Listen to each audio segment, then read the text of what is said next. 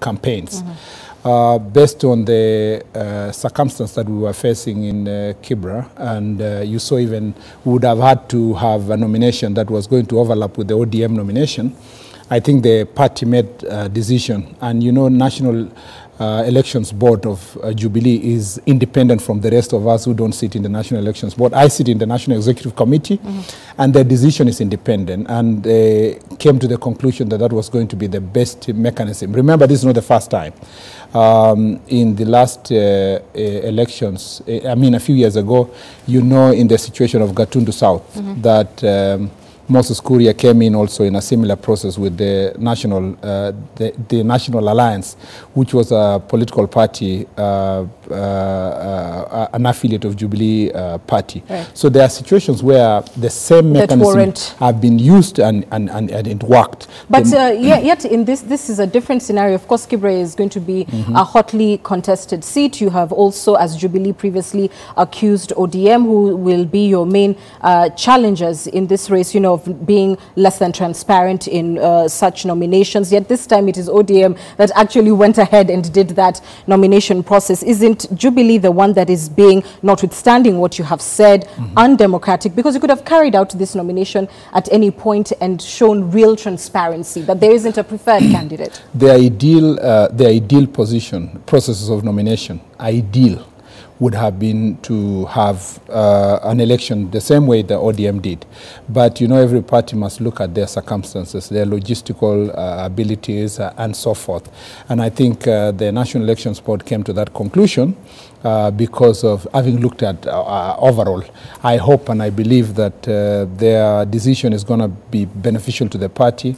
Remember, and let me start by saying I want to congratulate ODM for finally having their candidate in place, and Imran is a fantastic guy. I haven't related with him as much, but I have a lot of respect for people and any person who presents themselves to run for such important seat, and therefore I am looking forward to a contest that will be based on issues that ultimately in the process, the issues that Jubilee stands for and what ODM stands for and what Mariga stands for and what Imran stands for will be the things that will play out there. I really feel very sad that a conversation of that magnitude is being reduced to a competition of persons who are not part and parcel of that competition, which is Raila Odinga and William Ruto. And most importantly... You're saying this is not a strength test? Yeah, that's what I'm saying. Most importantly, to move it even to a conversation about William Ruto, who is not the Jubilee Party leader.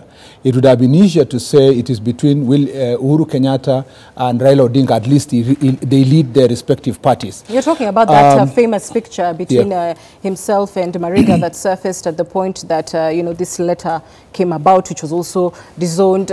It has been seen that he is the deputy president's preferred candidate, and this is why the party decided on this boardroom deal. I think the deputy president, to start with, has no role in the National Elections Board. They provide overall leadership. But he has influence, certainly. I'm saying they provide overall leadership with the president, and I am very sure that the decision that was made as full endorsement of all the party leadership, including President Uhuru Kenyatta. Number two, it will never and it cannot be a test between Raila and Ruto. And I want to say this openly. Even if we win as Jubilee, it will be a win of the people of Kibra. It will be a win of Mariga as a person. It will never reflect in any way the popularity of William Ruto.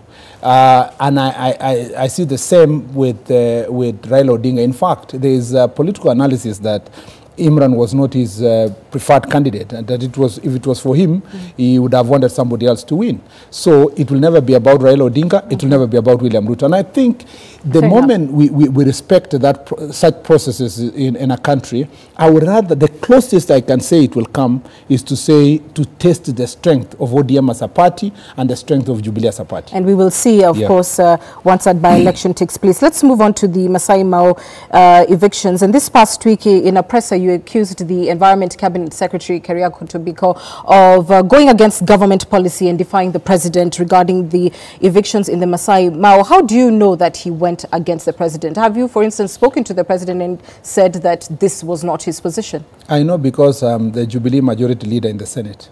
I know also because in 2013, 2013, 2014, Jubilee settled 10,000 people in this country, including those who are in Mau. By the way, Anne, I have seen there is a lot of ignorance on the debate about Mau. In 2013, the government settled 10,000 evictees in Mau, in Kipkurere in Nandi, and partly some of the evictees in Embobut, where I come from, including myself. Remember, before I was elected, and you said I was barely nobody 10 years ago. I don't know why. I said you were hardly known. I didn't say you were barely nobody. But the point I want to make is that the list of evictees included myself. You know, the government spokesman. You're saying you know this because you're the Senate. I haven't concluded. You will need to conclude quickly. But you're saying you know this because you're the Senate Majority Leader. Yet the government spokesman, whose title is quite clear, has directly contradicted you and said he hasn't contradicted me. Yes, he has. This is what he said. In fact, to the contrary, he has contradicted himself. Oh, what did he say? You remember the first time he said President ordered. The next day he came out and said, no, there is no evictions being done. People are just walking out of the forest on their own. And I wanted to put this in context because, and if you don't give me 1 minute to say this, then we'll lose the point. The point is that 10,000 people were settled in 2013, 2014. The question of Mau Trust land is not a question of land that is being occupied by people who are inside the forest. These are people who are occupying land that was degazetted, that they have titles. The reason why President Uhuru Kenyatta decided in 2013 that they were going to settle all other people except for the Mau Trust land is because they are titles. And what did the government decide? They decided they will build 15 schools. They decided they are going to grow tea along the cut line, and so that people cannot cross to the forest itself. So don't buy into this debate that the government has done nothing. The government was not supposed. You're jumping the gun a little bit. What we're discussing right now, you're jumping the gun, sir, and you're out of order. What we're discussing at the moment is whether this is in fact government policy or not. You say it is not because, hold on, because you're the majority leader. And I'm telling you that the government spokesman, whose title is quite clear, has said, quote, eviction of people from the Mau catchment area has to go on to save this country. It will happen in a humane manner, which obviously is a concern for many. And that is the government position. You went ahead even to say that Keriako, Tobiko and the Rift Valley, right, not just in subordination, but you said, quote, are not the government. The T and the Rift Valley Regional Commissioner are not the government.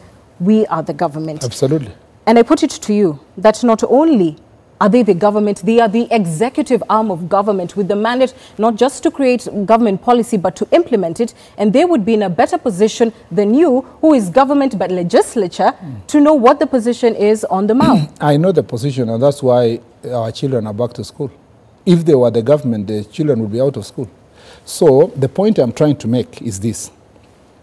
The purported removal of people from Mau Trust land. Correct, trust land. Exactly. Yes. You must not confuse it with removal of people from Mau Forest, which all of us support in government. The president, the deputy, myself, and everybody. Anybody who has gone beyond Mau Trust land must be removed from the forest.